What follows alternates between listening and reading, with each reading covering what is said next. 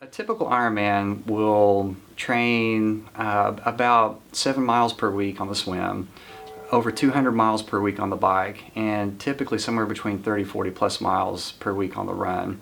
For me, what that means is Monday through Friday, I'm waking up anywhere between 4 o'clock in the morning to 5:30 in the morning to get things started before work. And after work, training usually will kick back up about 5:30, 5:45, and typically go all the way until about 9:30 at night.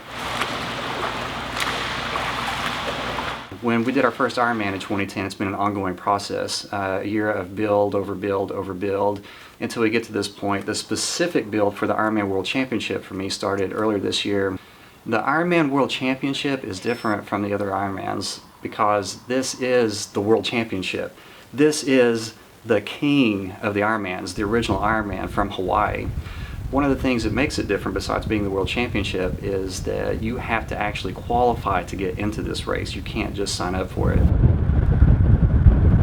Not having an athletic background, trying to overcome that and learn everything I can to get to this point, for me I had to complete 12 Ironmans to win my slot into the Legacy program to compete at the World Championship.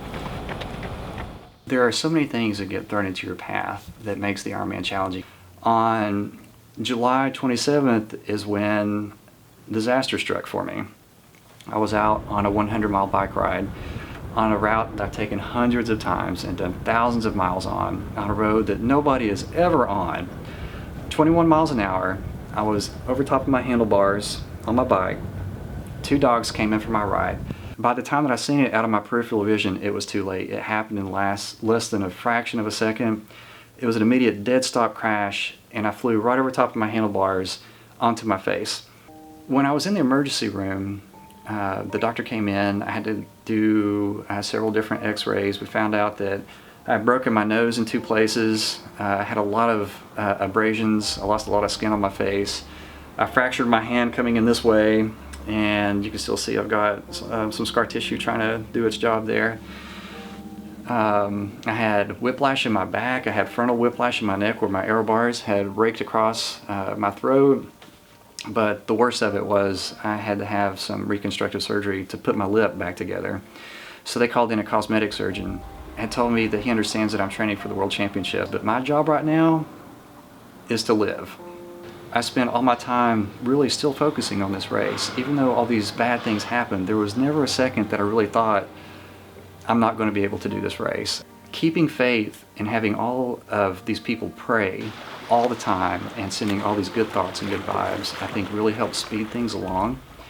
And as difficult as that was, I'm a stronger person and a stronger triathlete now than what I was on July 26th. Another difficult part about getting back out on the road is the mental aspect of, okay, now we got to go back out and do these 6-hour, 8-hour rides by yourself. The key driver for me in everything, though, is my wife, Michelle. She is my best friend. She has always been right there behind me, and none of this would be possible without her. There was so much at stake, and it would be so easy for us to fall back into the, oh, woe is me, I can't believe this happened to me, I'm not in control. But another thing that the Ironman has taught me is that one of the things you definitely can't control all the time is your attitude.